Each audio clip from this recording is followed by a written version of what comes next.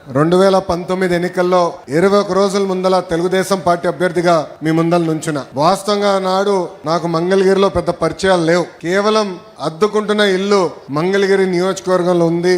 నియోజకవర్గ ప్రజలకి మంచి పని చేయాలన్న లక్ష్యంతో ఆనాడు పోటీ చేశా. నేనేంటో మీకు అర్థం లేదు, మీ సమస్య ఏంటో నాకు అర్థం లేదు. ఎన్నికలు అయిపోయినాయి. 5300 ఓట్లతో ఓడిపోయా తల్లి.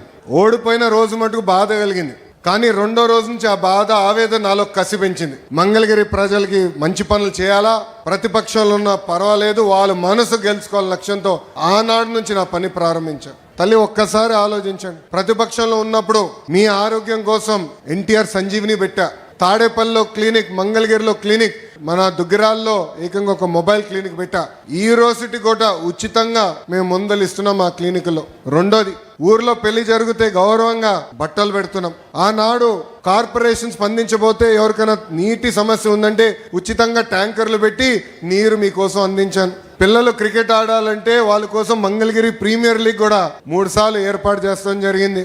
ఇంకో పక్కన మహిళలు సొంత కాళ్ళపై నిలబడాలి, కేవలం కుట్టు నేర్పిస్తే కాదు, ఉచితంగా మెషిన్ అందజేసి అవసరమైన పని కూడా ఈరోజు తెలుగుదేశం పార్టీ మీకు కల్పిస్తుంది. తల్లి ఇలా 26 సంక్షేమ అభివృద్ధి కార్యక్రమాలు మీకోసం చేశా.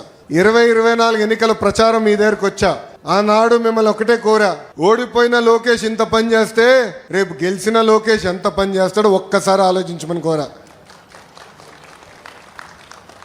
ఆనాడు మిమ్మల్ని ఒక విషయం అడిగా తల్లి, 5300 ఓట్లతో ఓడిపోయా కదా, దాని పక్కన ఒక 0 పెట్టండి, 53,000 ఓట్ల మెజార్టీతో నేను గెలిపించి శాసనసభకు పంపించండి కోరా.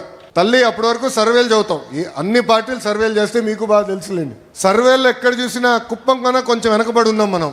కానీ ఎప్పుడైతే ప్రచారంగా వచ్చా, మీ దగ్గర నుంచి వచ్చిన స్పందన చూశానో, నేను బాబు గారికి చెప్పా, ఎన్నికలైన తర్వాత చంద్రబాబు నాయుడు గారికి చెప్పా, మంగళగిరి కన్నా ఒక్క ఓటు నాకు ఎక్కువ వస్తుంది సార్ అని. ఒక్క ఓటు అన్న, కుర్రోలు స్పీడ్ ఎక్కువ మీకన్నారు ఆయన. కానీ తల్లి ఈరోజు గర్వంగా చెప్పగలుగుతున్నాం, 91,000 మెజారిటీతో ఈరోజు మీరు గెలిపించి శాసనసభకు నాకు పంపించారు.